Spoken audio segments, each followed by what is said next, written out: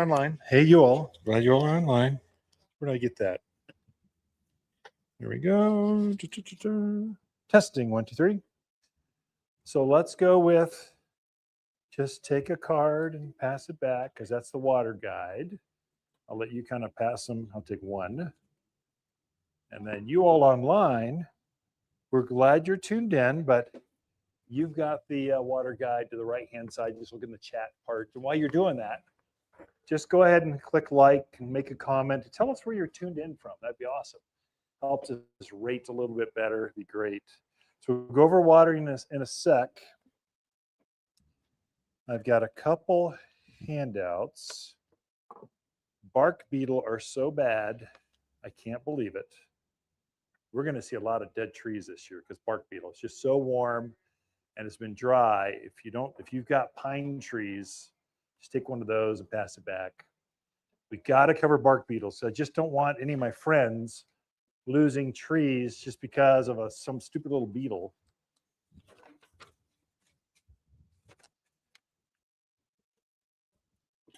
And then, Christina, you said there was a sign-up guide, right? Okay. So because we're selling our own coffee now, roasting our own coffee, I wrote something just for this class. Is coffee good for the garden? The answer is yes, it is. Very good for the garden. So it's got a mild fertilizer to it, like 2% like nitrogen. You can get too much because it is a green compost. Something you add to your compost while it's green, so it helps break things down. So you should blend it, or you can just, if it's a little bit, you can put some grounds on top of the grounds. I would put it on top of your house plants. Use regular house plant food for that. But out in the yard, good to go. So just be careful. But I wrote that here. I'm going to send that to you by email because I don't want you to have too many things come your way. And I've got the top 10 plant guide coming your way. This is the top plants that are grown. I broke it down here by fall color, flowering trees, flowering shrubs, shade trees, ground covers, evergreens, vines, the top 10 vines. I just broke it down. It doesn't give you a lot of detail. It just says, look at these vines. It'll help guide you so you're making the right decisions on things. I'm not used to everyone just congregating over here. This is awesome. Like, this is too easy. So anyway, put your email down and I'll send that to you here shortly. What I did is I went through the nursery and I just curated a few plants. I just want to share the brand new things you've never seen before, or they only show up now. Many times they're gone by the time spring hits. This is the time to grab them. So I just kind of was going to go down and just go show them off and keep it pretty simple. I don't have a real agenda other than show off the new kinds of plants because some of them I get excited about because I've never seen it before. Like, this has never been seen in Prescott, Arizona before. First time. I've never seen it until this week. It is a Rhaphioliptus or Indian hawthorn. So Indian hawthorn loves the heat, sun, asphalt, hot wind. It loves being out there exposed in the sun. Got a very fragrant flower. That's normally what they're famous for. This one happens to be, it's called Redbird Indian Hawthorn. As the new growth comes out, it's red. Then it turns green. So it has this huge transition as it's in spring. It just starts to get really red. And then it will be a nice green shrub with these flowers that will start to bloom, quite fragrant. So this is probably, when it gets up to growth like this big, most hawthorns need a hip high level kind of thing. This is going to be the same. Takes the same kind of sun. Just no other hawthorn has red foliage as it emerges in spring, which is kind of really cool. Just different. And then I brought this. And it's a small enough group, so if I get these out here, that we can ask questions, that kind of stuff. Get back. Who wants to go home with you? Front row. Stay up there. This we don't have all the time. We never see this nice of shrubs. It's perfect. That back there. These two are the same plant. They're just like people. They're the same, they're cousins of each other. This is the one that grows wild. So you'll see a shrub that's about head high out in the forest, an evergreen shrub like this. You'll know it by its flower. The flowers are so fragrant. It'd probably fill up this entire greenhouse with this very sweet, almost sickening sweet smell. So I wouldn't put it right by the driveway. Maybe you would. I don't know. It can be really intoxicating sometimes. It's got a real insignificant white flower. It's kind of underneath inside, but it's so fragrant. Definitely a pollinator. This is one I don't even know if I would put it on the drip system. I almost water it by hand. This is Ellie Agnes, or silverberry is a common name. So this one, the new growth kind of comes out blue. You'll see kind of a blue coating to it. Then it turns green like this. So this has the same kind of feature. The new growth will come out blue. You see a little bit of some new growth, but then when it ages, it gets this variegated, very handsome, glow in the dark foliage to it. Again, evergreen. It does bloom. I notice the flowers aren't nearly as fragrant as this one. So if you want fragrance, if you want just beauty or this kind of variegation to it, I use this up against my fence line. I've got a 6-foot cedar fence around the backyard, keep the dogs in, keep the javelina out. It's a dark wood. It's been stained very dark. And so if I put this up against that dark fence, it just disappears. I put this up against there, just like it's like really pops. Quite handsome. Looks very, very good. So Ellie Agnes again, just variegated or not. So I brought that to you going, no one, I usually don't have that comparison to make. I've got this one or I have that one. I never have them both at the same time. This is a buddy of mine over in Albuquerque. He just does natives. He just loves natives, high altitude natives. He grows this and he'll be here tomorrow at our flower festival, basically. And I'll give him the micro, let him talk about his plants, but he grows a beautiful native plant. It's just stunning. Yeah.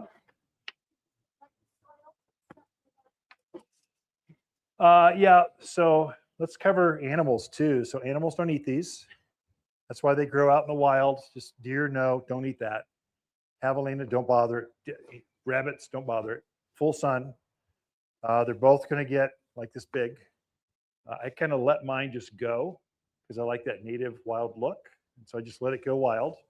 It's probably up 8 foot or so.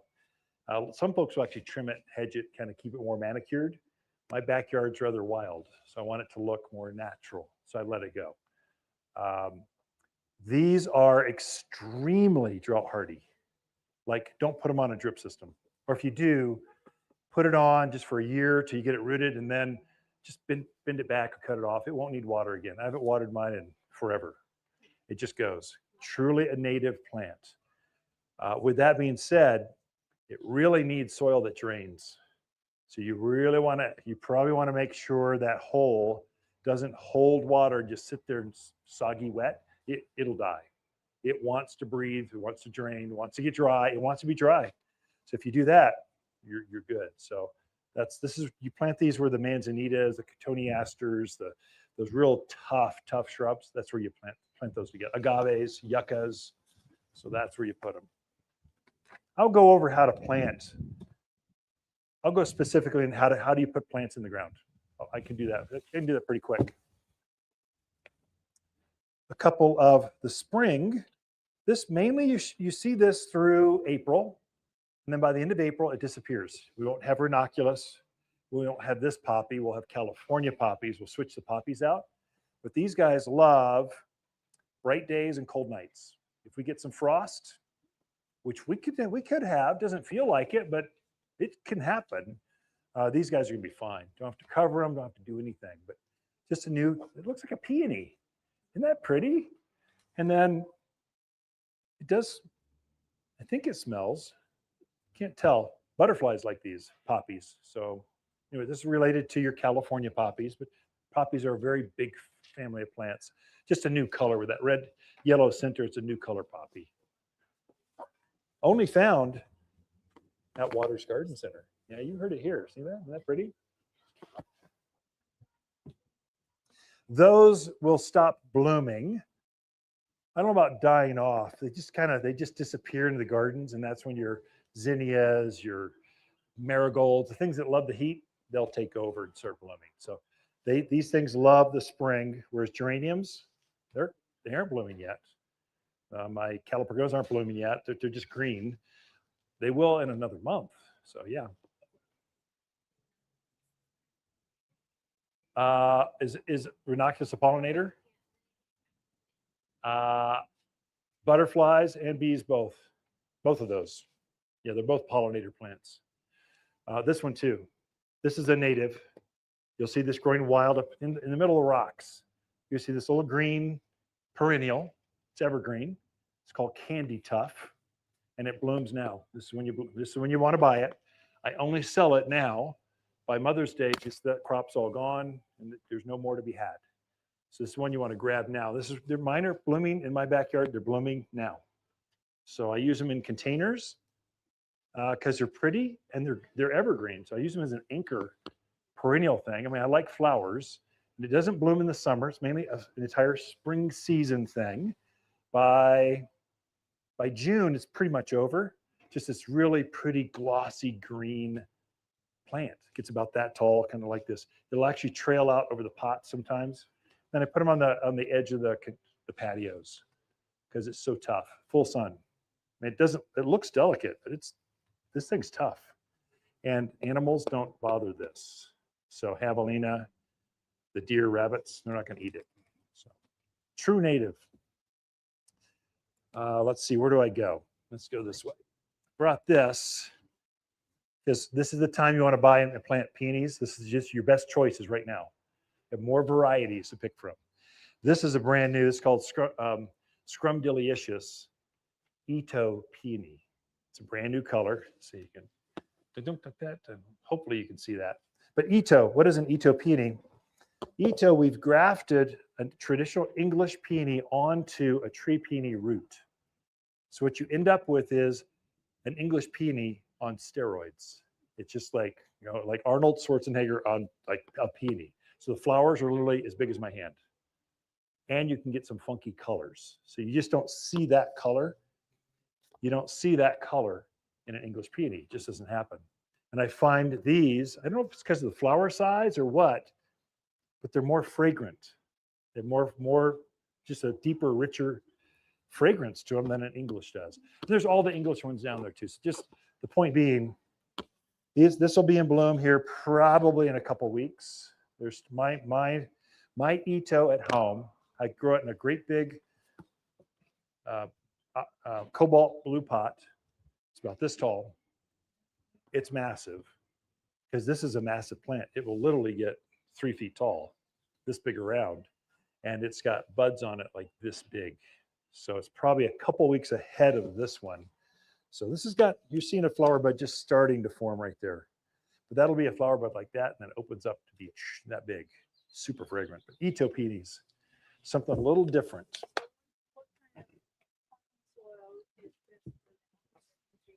All containers. So what kind of potting soil? I know you're there. I know we'll repeat all the questions for you. What kind of potting soil is best for plants in containers? We make our own potting soil. It's our grower kind of made that years ago. It's this one. Waters potting soil. It's basically, it's going to be this. You can't quite see because so many roots. It looks like that. It's the same stuff. If you can give plants more of what it already knows, there's hardly any transplant shock. If you put a plant in different kind of soil, they freak out. They just go, I don't know what is going on. I'm not going to grow here. They start to get wilty. They start to cry, whine at you. You can get them to transplant. You can get them out of transplant shock, but they have to adapt. You can just give them more of the same kind of soil, and that's this in a container. So potting soil is for pots and raised beds. There's a lot of peat moss and some fertilizer, perlite, little white chunks in there, helps aeration. So that's what you want to use. Mulch, just while I'm on that, mulch is different. This is composted wood products. We've got a sawmill. We just chip up the wood, We let it rot for a couple of years, screen it down, and that's what this is. There's no fertilizer in it. It's not made to plant directly in. It's made to cut or add or blend our native soil, which is so rough. So you dig your hole, and then you add some of this to it to keep it from compacting right back down. That's the difference between mulch and potting soil. Potting soil has all the good stuff in it, peat moss and fertilizers. So generally potting soils are more expensive because of that. So the recipe is in this. And it is like a cookie recipe. It's difficult to get a soil that will stay moist, but breathe. There's a razor's edge, and that's the secret, especially in a dry climate. It's easy to get one that stays too wet or dries out too fast. You want to get your potting soil locally at Waters Garden Center, as we make our soils. They're all organic. Okay, let's go. Everyone knows what this is. Salvia or autumn sage. Enough said. We sell thousands of those. So it's just, they're just going into bloom. They start blooming now and they'll keep in bloom through fall. Amazing plant. I guess I could say with this one, so they've leafed out. So mine are green at home. They're not blooming yet, but they're going to shortly. They're leafing like crazy. If you've not cut them back, do it right away. So I just get them back to I cut mine back to about just below knee high, maybe 1.5 feet, 18 inches. And then I just trim it right back. And I try to go back and take out some of the big chunky stems. It looks real woody, barky. I'll try to thin some of those out because the best flowers come on the new, tender, new growth. So it blooms better if you do that. So it's the only insider tip I can give you on that. Yeah, easily in a pot. They love growing in a pot. Yeah. I've got a blue one. Blue's pretty rare for autumn sage. I'll have some a little later. I don't have any at the moment, but there's a crop coming. But I put that in a pot. I did the same thing. I just cut it back. And I'll plant some, it gets looks butchered. I put some pansies around it just so it fills in a little bit. So it looks full. And then it'll grow up and shades everything and just has this great big 2-3 foot shrub. Butterflies and hummingbirds especially like sage, especially. This is San Antonio, Texas Ranger. It's a sage. Had very good luck with this. So we are now a zone warmer than we were 10 years ago. We used to be a zone 7. Now we are officially just moved us to a zone 8. So 7 is plants need to be able to go down to 10 degrees before they start to be damaged. 8 is 15 degrees. It's still cold, but it just warmed up 5 degrees. I don't know if that's environmental. I don't know if that's heat island effect. We now have more rooftops, but the area is warming, which means we can now grow these fabulously, which it used to be sketchy. Now I've had one in my backyard. It's a couple of years, does great. Blooms, gets about knee high, perfectly ball shaped, beautiful, has these bright purpley pink flowers to them. So has a sagey. Anytime you hear the word sage in the name, you know it's a good plant. So sage means it's got a fragrance to it, and that animals generally are not going to eat it.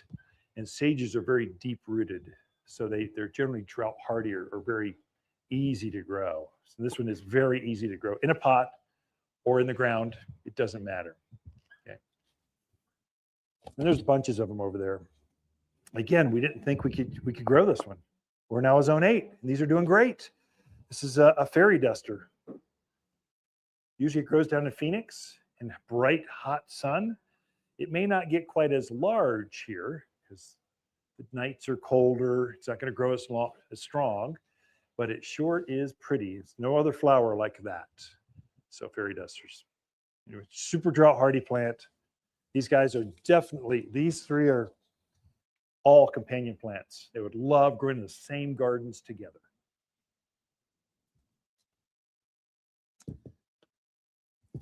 Again, the guy that grew this, he's going to be here tomorrow. This is 4 o'clock. He's the only guy I know that can grow this. This is so difficult to get started, propagated, rooted, and transferable into your gardens wild 4 o'clock. These will grow out in your yard. You'll see them out there. Has a real pretty flower to it. Does it show? It's got a purpley kind of flower to it. Like that. I don't, you probably can't even see that tag, can you? Anyway, but doesn't look like much. Gets up about that tall and spreads like this.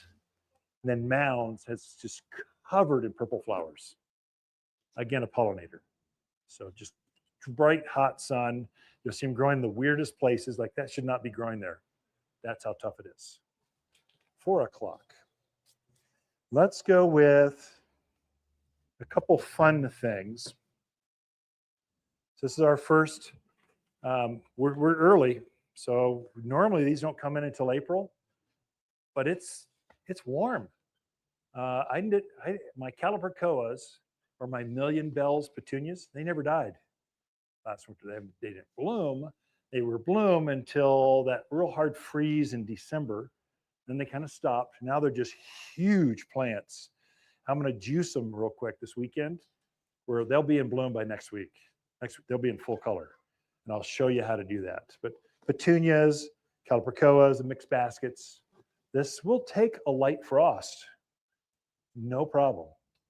If we do get a real cold, I might throw a sheet over it, because what will happen, the cold won't kill the plant, but it'll take all the flowers. Well, you're buying this for the flowers, so I'll just kind of keep the edge off. But I think you could plant this now. Geraniums, I think you can plant them now. They'll take light frost, no problems.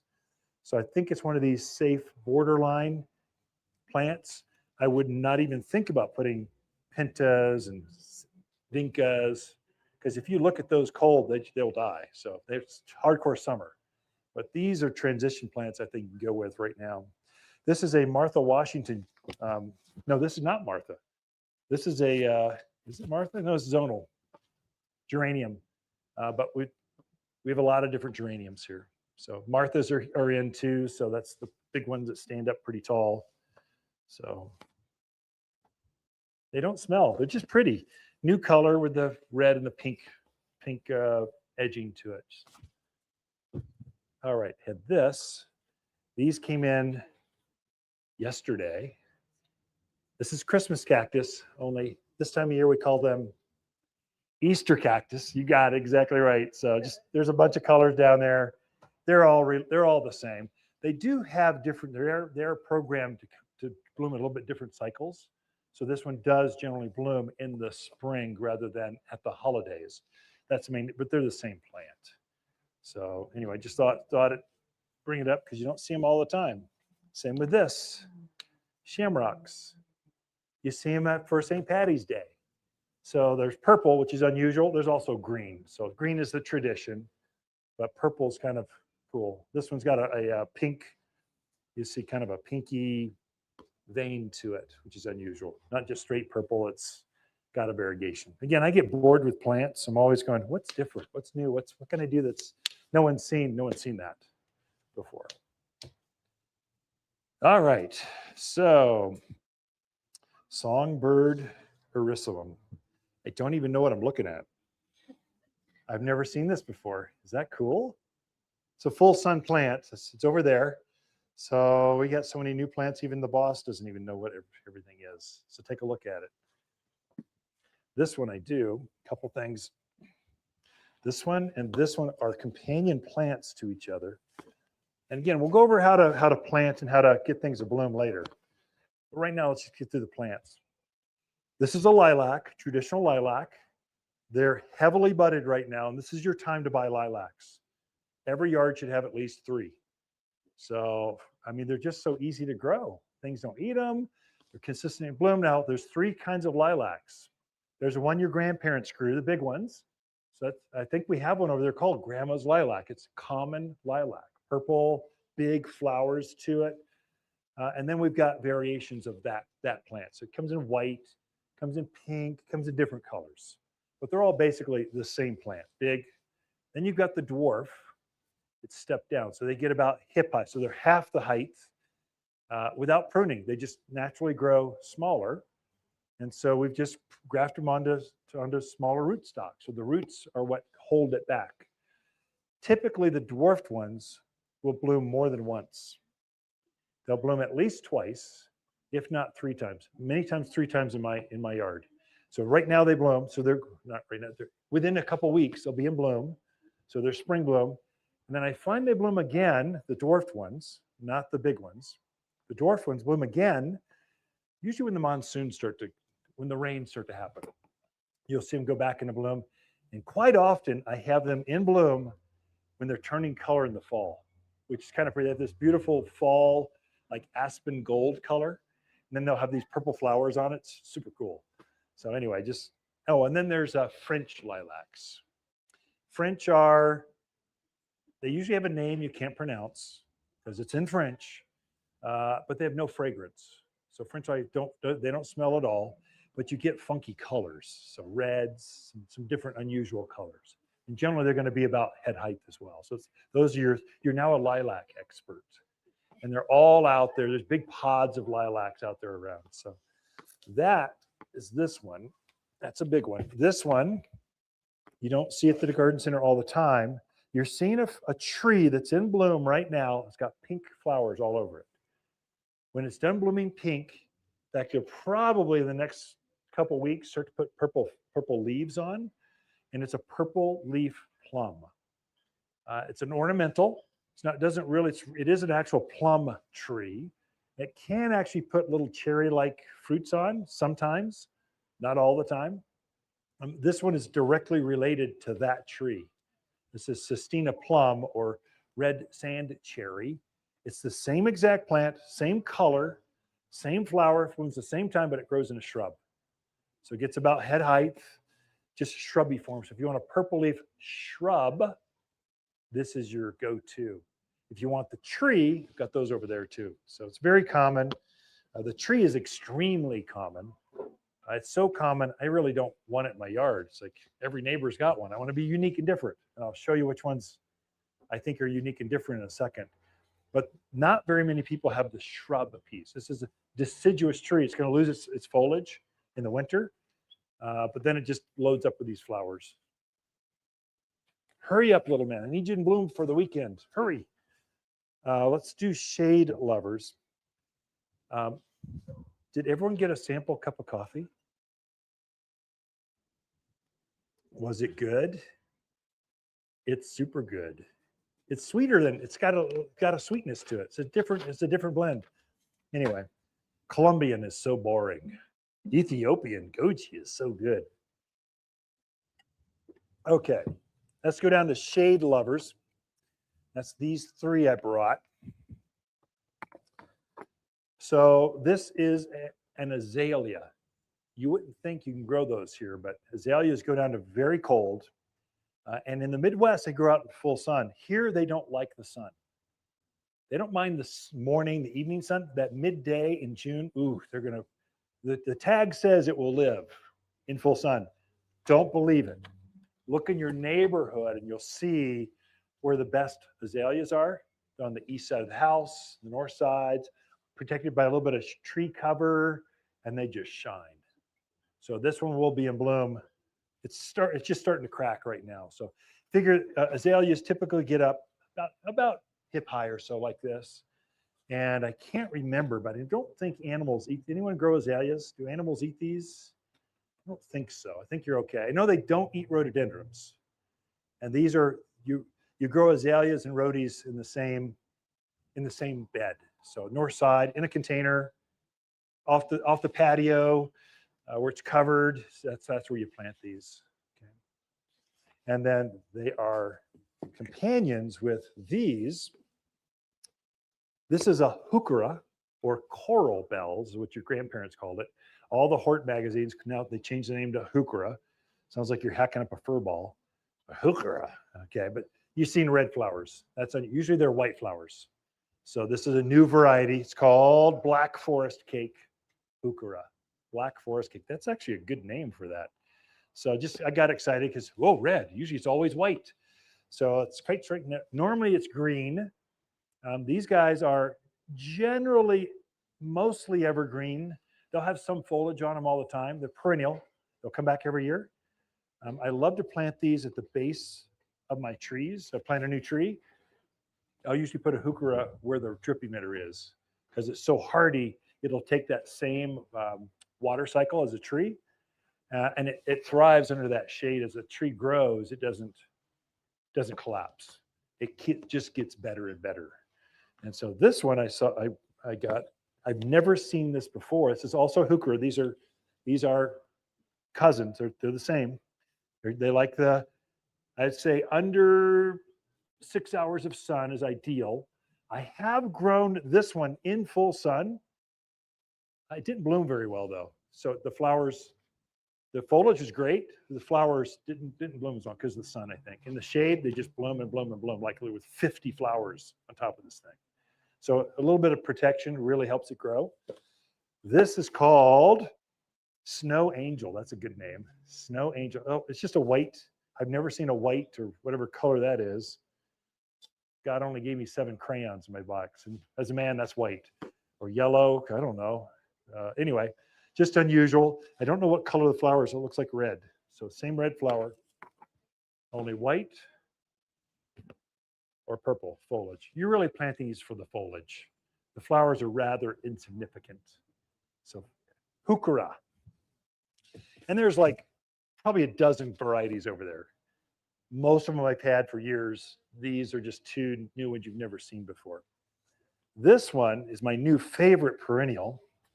I've had euphorbia, that rainbow ascot. It's a yellow kind of variegated foliage. That was my new favorite like 4 years ago. This came out last year, and it's this beautiful shrub. It gets about this tall, vase-shaped, just beautifully shaped. And then the flowers on top of it has like Dr. Seuss flowers. They're bright yellow. So the yellow against this dark foliage is quite striking. I've got one of these out by my mailbox where the javelina just roam by. Javelinas are my nemesis. They're the ones I have to keep challenged with. The backyard's fenced, front yard is just exposed. They don't eat this, for sure, guaranteed. I did find, so it's evergreen. Mine looks like this, only big and tall and starting to bloom. And it's right out there. It's been out there for a couple of years in a big oxblood red container. It's like a vase shaped like this. Ooh, that'd be neat with a vase shaped. That'd be neat with a vase shaped plant in this vase shape, and it is kind of neat by the mailbox. So really good plant for here. This is related to, believe it or not, poinsettias. So poinsettia is also a euphorbia. And if you were to pinch off the leaves, you would see it have the same white sap. And that's why the animals don't eat it. That sap makes your mouth go numb. So if you were to eat some of this, you'd be talking like this afterwards. You just wouldn't be able to do anything.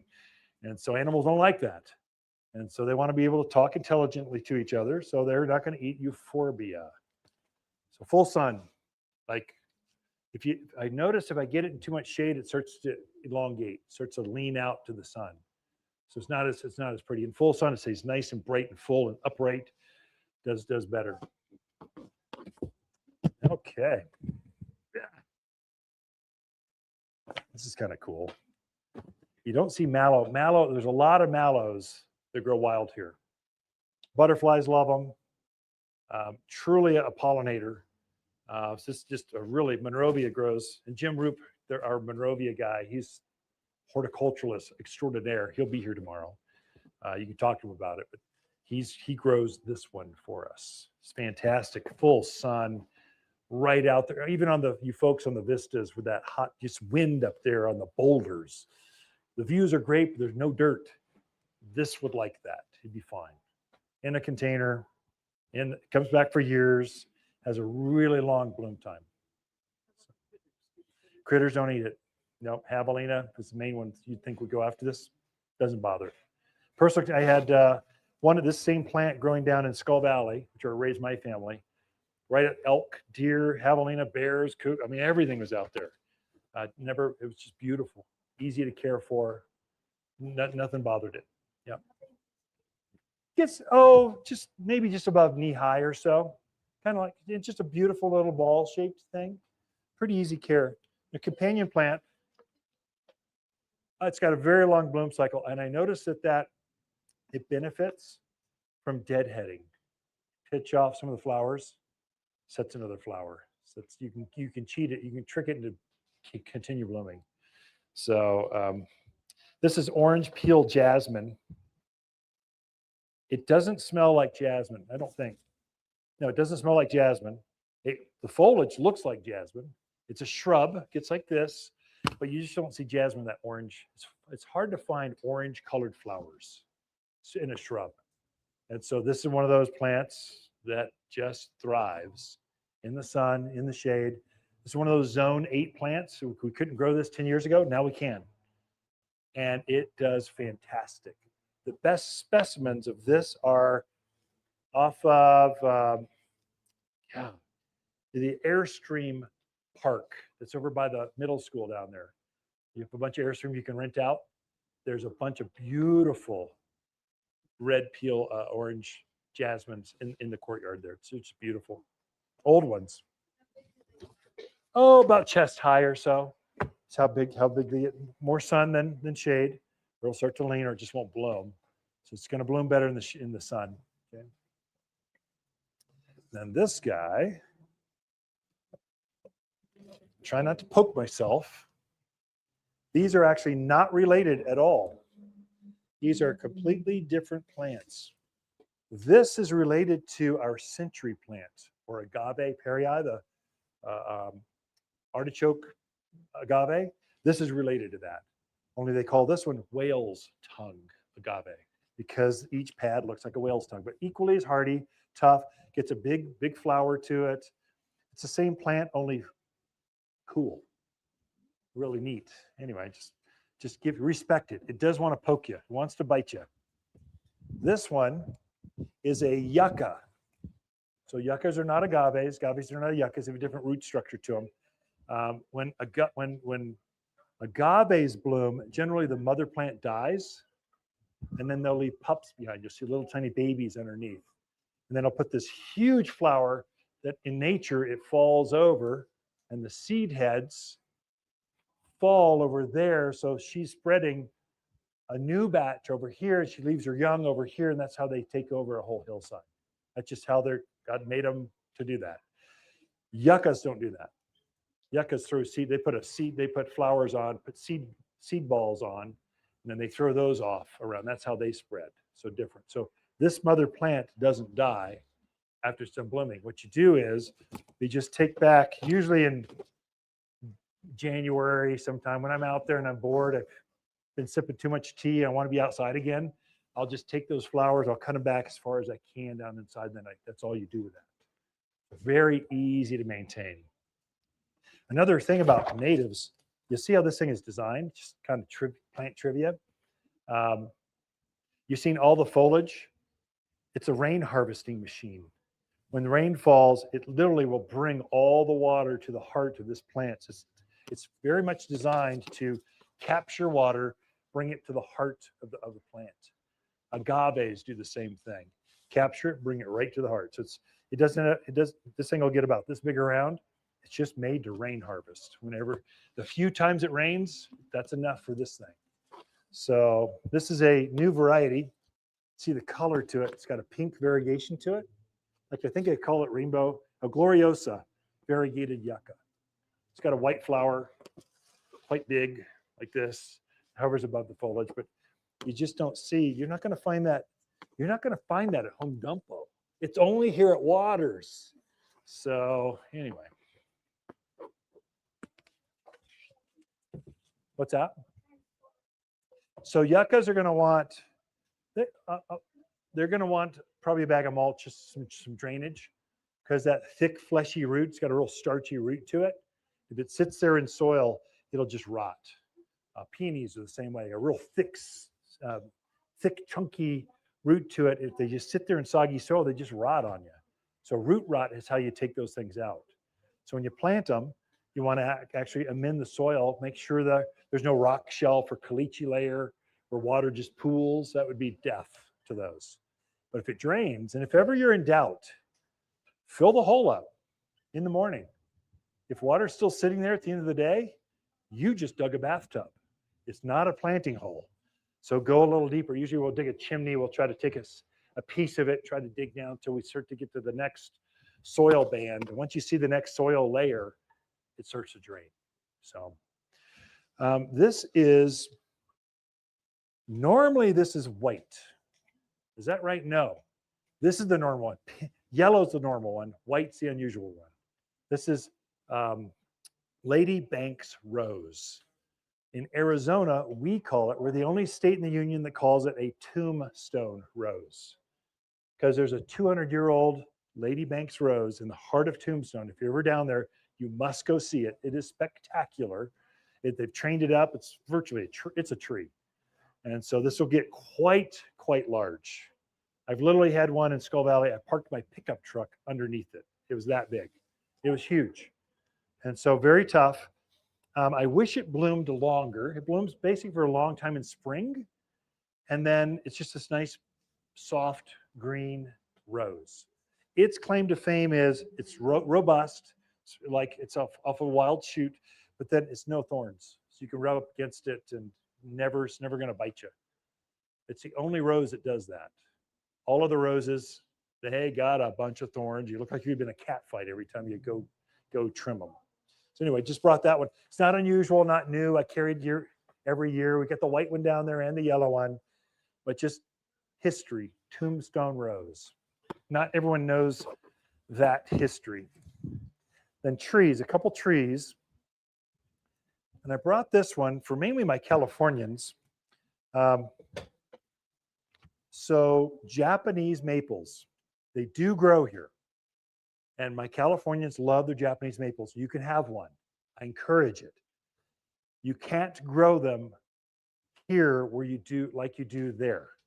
They don't like the sun. At this altitude, they'll grow out there, but they just get burned leaves. They look terrible. But if you give them some shade, so it's the morning sun's great. Afternoon, I've got some of my west side. They look fantastic. They love it. That right out there in the front yard, exposed to the sun, they are gonna fry. So kind of place them in the right place. Okay, that's the lesson for you. Now is the time to buy and plant Japanese maples, because I have a tremendous selection. What I have for the year is over there. There's 4 or 5 varieties. Just letting you know where to place them and when to buy them. Now's the time to give them. This is called red bark or coral bark Japanese maple. So, all right, that's the only lesson I wanted for that. This is, I just brought it because I love that color. Can you see that? It's just so bright. This is a prairie fire. Is that prairie fire? Yeah, prairie fire crabapple. It does actually put, no, I think this one's sterile. This puts no fruit, which is kind of sad. Or does it put a tiny fruit? I don't remember. I like it when they have a little tiny fruit. It's like a little ornament on there. So I don't like the big ones. Like crab. I used to go gather crab apples with my grandmother up in the Appalachian Mountains. We'd make crab apple jellies. It's not that at all. It's ornamental and decorative. They bred the fruit off of it, except for sometimes I'll leave some of the ornamental pieces just to give it decoration. And the robins will love you for that.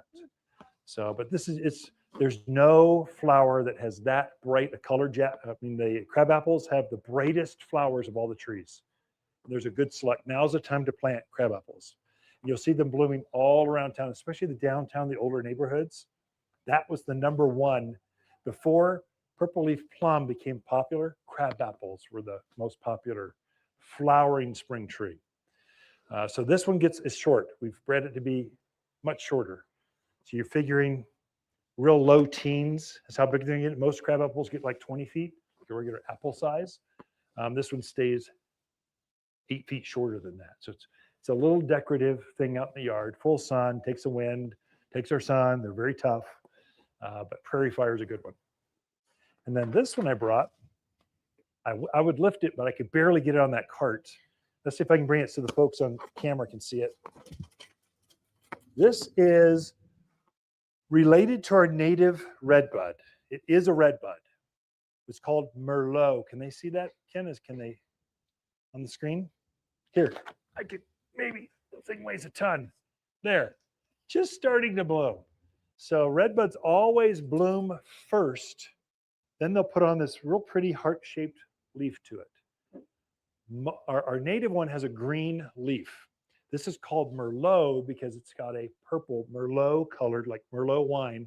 That's the color of the foliage. It's quite striking. And then in fall, it turns this bright orange. It's quite pretty, but it's just as hardy as our native. Our native one is kind of a shrub form when it's smaller. And it eventually gets up to tree size. So Lisa and I, we were on Lake Powell last weekend, and we ran up 50 miles up the lake.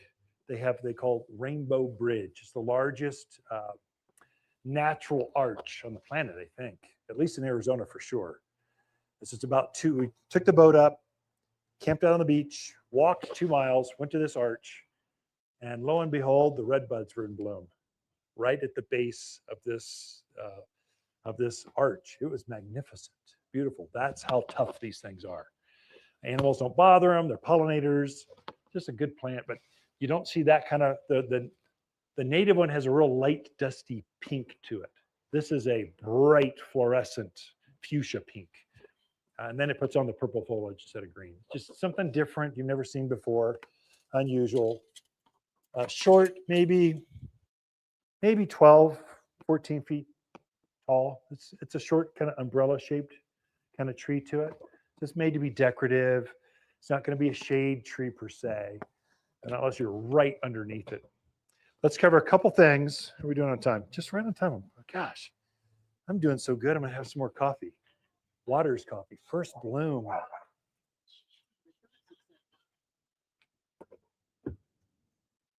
Actually, coffee, just some gardeners will say, and I haven't tried this, they say if you take your grounds and you put it around where let's say the snail and slugs are prone to gather, it's because coffee's got kind of a rough ground.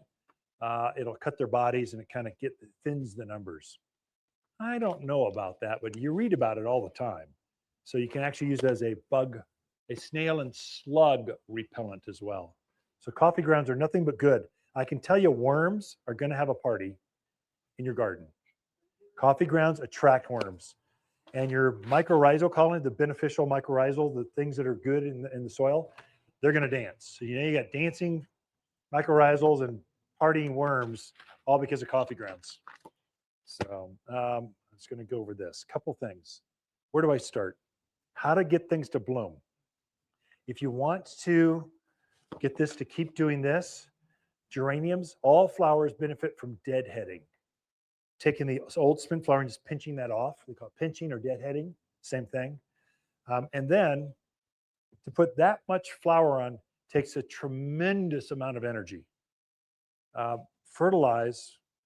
This is my go-to fertilizer to keep things blooming. This is like magic in a box, in a bottle, in a tub, whatever that is. It's a water-soluble food. It's got a scoop in there. And so I'll usually put 3 scoops in my green watering can. And I just, every couple of weeks, give my plants this. All my flowering, all my not shrubs, not trees, mainly my flowering perennials, annuals. I'll give them this, and it just keeps them pulsating with flowers. If you're doing flowers, just get a tub of this. This is probably season's worth, and it will keep them blooming. For my other things, I do this. So I don't know if I'll make it this weekend, but for sure next week. By the end of the month, you should fertilize everything in the yard. I mean, everything. Trees, shrubs, natives, everything should be fertilized. They're going to wake up and they are going to be hungry. Give them a food. This is a granular food. It's made of cottonseed meal and bird guano and some iron, sulfur. It's kind of our recipe. I like recipes and I like fertilizers. I like playing with how do you make things grow a little better. This is a great all natural food. And so you sprinkle it down, it goes on top of the rock. You don't have to work it in. You can just get it on there. And as the rain or the irrigation hits it, it'll break down over like 3 months. So it's a good, slow released natural fertilizer. Do everything. Especially do your native plants, mainly pine trees. They are being attacked like I've never seen. So bark beetles you're gonna see pine trees die in your neighborhood. I'm just telling you. I'm already seeing it with waves of people coming in. it's going to be bad. So fertilize trees, and I'll show you how to treat bark beetle in a second. I gave you the handout on bark beetles. That's how you do it, but we'll go, this is so important. I'll just go over 5 minutes to help you get that right, okay? Realize that. I brought this because it's time usually I'll take my hand spreader. I just go around, I walk around, I just fertilize everything with my hand spreader. And I've got a half acre, so it's pretty heavily planted. And I can do it in an hour or so. It doesn't take very long. While I've got the hand spreader out, I'll put this down too. This is weed and grass stopper. Weeds, there's two things I despise about gardening. I don't like watering, and I don't like weeding. That's like the curse. We're kicked out of the garden. We're required to water and to weed now. It's not good. And so all my plants are irrigated. I've got timers. I've got computers that run everything. Satellite. I mean, it measures the weather. It's very sophisticated, and it works. I've got moisture sensors in the ground. It knows when the ground's it gets very sophisticated. Computers are made to run irrigation, I'm convinced. Weeds, that's not so good. That's harder. This is your go-to for weeds. This is a weed preventer. So it keeps the seed from germinating and sending its tap roots down into the soil. And so you put this down, you water it. You need water to activate it, at least water's got to activate this within 30 days, if you read the label. So you spread it down, and then as the water hits it, it creates a barrier in the soil so seed can't start. It doesn't let them get started. The benefit with this is if you're in your rose garden or your lavender it doesn't affect current plants. It only affects the seed that is feeding off the weeds. So if you've got goat heads, it's got a seed on it. When you walk on it, like when the dogs hit it, they're whimpering. That comes back only by seed. It's not a perennial at all. So if you can keep that seed from germinating, you won't have goat head.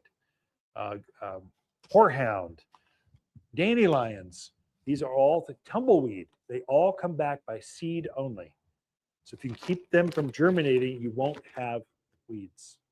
So I put this down twice a year. Put it down now. Actually, you should have put it down a few weeks ago because the dandelion's already this big. So, but you can spray there. You can dig them out. But there's more to come. Foxtails, right? Foxtails, that beautiful green grass that it puts its burr on that wants to go through your socks and go through your ankle and come out the other side. It's nasty weed. That's just comes back it's only by seed. You keep it from coming back. So I'll put it down now, and I do this again a second time, right as the monsoon rains come. So usually end of June, first part of July, I'll put it down again because that's when all the big tumbleweeds, all the nasty summer weeds come. So twice a year and you won't have weeds. I mean, I hardly have any weeds. Pets, I'll make sure I water it in before. I'm one of those crazy neighbors. When it's raining outside, I'm out there doing all this stuff when it's raining. Just because in the backyard, the pets are in the backyard, and I've got little dogs. And I worry about my little dogs. And I'm done. If anything happens to my wife's dogs, it's over for me. So front yard, I don't care so much.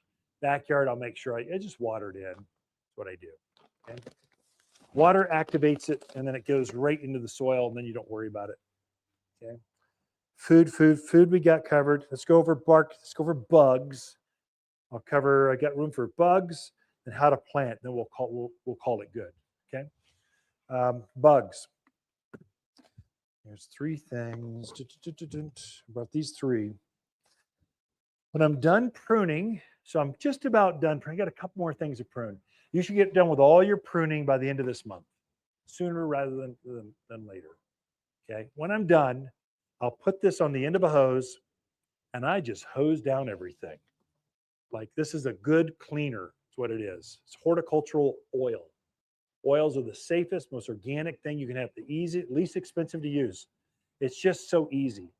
But you've got bugs already out there. The box elders, they're already out in force. Aphids, they're already there. As soon as we get a good big windstorm, the thrip will be on us. And so you have bugs, you've got eggs starting to hatch. This just kills any eggs that were laid last fall, and any bugs that are there right now, it just wipes them out and it's safe. I mean, this is as safe as you can get. It's just too easy. I usually wait until I'm done pruning, just so I don't have to spray as much. Fruit trees, this is the best fruit tree food, a spray you can have. Lilacs, roses, this is your go-to, okay? Bark beetle. Bark beetle is the cutest little beetle. It's maybe that big. It's not even a 1/4 inch long. It's a tiny thing. But he burrows into, in fact, if you walk in the forest, you look at a pine tree, and it looks like someone took a pinhole and put a hole in the bark. That's the exit tunnel of a bark beetle. That's what size they are. They're real tiny. But they like to gather in groups. They're very family oriented. There's never just one, there's hundreds underneath the bark of this tree, and they girdle the tree. They're after the sweet new bark. Just underneath the bark, there's this light colored wood. They're eating that. And if they eat too much of it, they'll girdle the tree. And then come the first really warm day in May or June, the tree, it looks like it's alive, looks like it's alive. Within a week, it sheds all of its needles and they drop and it's dead, just like that. It was actually died weeks and weeks or months ago, but it was waiting till summer, had just enough moisture to keep it going. But then when it couldn't get any more moisture from the roots, it just collapsed because it was girdled. And that's what's happening. So if you've got pine trees, bark beetles, I've seen them, mainly they like pines. I've seen them migrate a little bit onto spruce every once in a while. It's got to be a really bad year for that to happen. But if you've got evergreens, protect them this year, if ever. And what I'm doing is I'm fertilizing with the all-purpose food. This is tree and shrub drench. You do not need to be an arborist to use this. This is super easy. What you do, you take a tape measure, you measure the bark around the circumference of the bark. However many inches that is, that's how many ounces of this you need. I'll take that many ounces, I'll put it in my watering can, my regular old traditional watering can. I top it off with water. The more water, the better. So you're not cutting it. You're not doing so many ounces per gallon of water. It's just more water, the better. And then you pour that right at the base of the trunk of the tree, not the drip line, right at the trunk. And that plant will now absorb this and take it up underneath the bark through the entire structure of the tree. Travels about a foot a day or so. So it might take a week or two for a big tree, but it now protects the entire cambium, the entire wood part of that tree for a year. So I'll do I've got some gigantic ponderosas. They get aphids every year, and it's right where I park my truck. And aphids are notorious for aphid dew or aphid poo. It shows off little aphid spots all over, and it gets all over my beautiful truck. Now it's glistening that's unacceptable. So I treat my pond just to keep the aphids off. Then also I get the double benefit of it protects it from bark beetles. And so really, if you've got right now we're seeing also pinyon pine scale starting to come in. Scale, again, it's a scale that loves pinyon pine specifically. But you'll see a little dot on the needles. You see a little black, like someone took a number 2 pencil and went all over the needles. Each one of those dots is a bug called scale. They pierce the needle and they suck it dry. And so it's deadly. If left unchecked, the tree will starve to death because there'll be no foliage. It's a very painful, long death. If you've got pinions or ponderosas, treat them the same way, the same stuff for both. Just measure it. Get your watering can. Usually I'll try to slop it on the bark a little bit. I don't know. It just makes me feel better. But really, you're focused on right where the trunk meets the soil. That's how you use this. Okay, anyway. If you talk to an arborist, they'll try to sell you nails and all kinds of injections, and they make it so complicated. They want to charge you $1,000. You can do this yourself with a watering can. It is not complicated. Just knowing that you have to do it, knowing when to do it is the most important thing. If you do happen to see pinyon pine scale, you'll see something crawling up and down the bark. And you'll see this white gathering of it looks like cotton at the trunk or at the base of the tree. Those are scale eggs. They've laid eggs. If you have the crawler stage, is what they call it, you can spray it with this. This is as safe as you can get and still be effective. It's not organic, but it's close to it. It's pretty safe. So, but you can take out these crawler stages, this pinyon pine scale, takes them right out. This is what the Forest Service says to use for bark beetle. I find that the drench does better. So I find that's what I mainly go for. I'd use this for my bark beetle. I find it's better, personal experience, and this for just because you'll see it talked about every once in a while. And if in doubt, do both. Just if in doubt, protect, because you can't replace an 800-year-old ponderosa. It's just they're irreplaceable. And that's how I treat bugs. How to plant. Let's just say we're going to plant this. Let's go this red Indian hawthorn. All the new growth comes out red. These all turn green here shortly after it's done blooming, and they'll just be this nice green shrub. If I'm going to plant this, so it's like the perfect roots. So it's not starting to wrap itself. If it's root bound, is what they call that. This is like perfect. If it's root bound, you'll have circling roots, and you can cut those, but really that's leftover stock from last year. Usually you'll find that at a box store. It's leftover, cheaper. They're just trying to get rid of it. A fresh new plant that's perfectly timed, it should look like this. So all these roots are going to come out this way. What I'll do with these roots, I'll just rough them up a little bit. I don't go crazy with it. And now all this root, see these roots right here, they'll start now sending out those roots out to the surrounding soil. The plant, it's like perfectly, the hole will be 3 times the width, round, and the same depth. Don't go deep.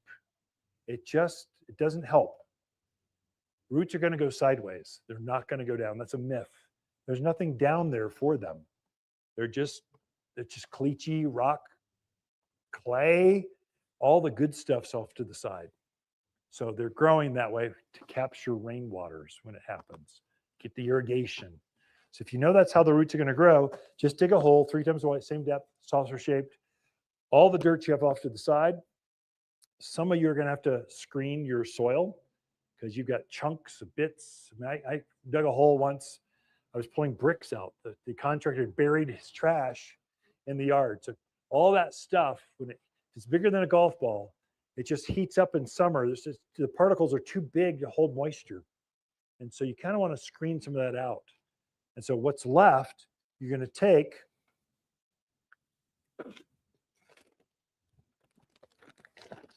some mulch. You Midwest folks, you might call it compost, or mulch is what we call it here. It's composted wood products.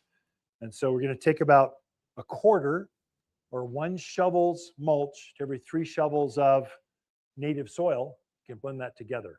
If you hit a big rock or something, you need to get a little bit more. I've gone as high as 50-50 with this and had great success. So about 25%, okay? So you're gonna blend that all together and then use that to backfill around the roots. Pack it down real tight. What you don't do, rookie mistake I've seen some folks make. They'll take some of this, throw it in the hole, and they'll take some native dirt, throw it in top of that, and they almost have this birthday cake looking thing. Don't do that. Plants hate that. Plants like consistency. They want to see the same soil all the way through. And so blend it and then use that to backfill. Pack it down, no air pockets left. When I'm all done, I'm going to sprinkle a handful of the all-purpose plant food. And again, we'll get you a handout. It tells you exactly how to do this. In fact, I'll send it to you. If you put your name on that clipboard, I'll make sure you get the planting guide. Okay, it'll be in your inbox here in a couple days. Might not be until Monday. We'll see. I know I'm going to get super busy this weekend. It's already been crazy. I'll take a handful of this, sprinkle around the area. Some folks say, well, Ken, can I blend it in? Is it better to put it in the soil? I am the laziest gardener. I want shortcuts. Give me as many as you can. You can actually blend it in at this, when you're blending your mulch. I just throw it on top. I find it's just as good. So when you water, it'll catch that, release a little bit of food over the next 3 months, just perfectly timed to encourage more growth and more roots. So that's your food. Your plant is absolutely going to freak out when you take it out of its only home it's known and put it in the ground. They're gonna lose it. We call it transplant shock. And so we make our own root and grow. This is made for transplant shock. This is compost tea. It literally looks like molasses or something. So you take a cap full per gallon, and I'll use this when I first plant it, especially, but then I'll use it every couple of weeks until I see the plant stabilize. Once I go, oh, it's got new growth, starting to bloom again, go, oh, I'm such a gardener. I will not do this anymore. It's not. This is just for transplant shock. It's actually a really good cactus tea, houseplant tea. It's a real mild fertilizer, but it's made. We make it specifically for transplant shock. Actually, I probably shouldn't share this, but I have lots of friends, and I have lots of friends that like to drink. I have lots of friends that like to make beer. So we got a buddy down in Tempe. He's got a brewery, and I get all the tailings from this. Then we chew it up, we roast it, we bake it, basically boil it. Then we screen it. We make this product. It's kind of what it is. So, but plants love it. They just love it. It kind of soothes the soul or the roots of the plant. So every couple of weeks until you see new growth, then you're good. And that's how you plant. Trees, make sure you stake them.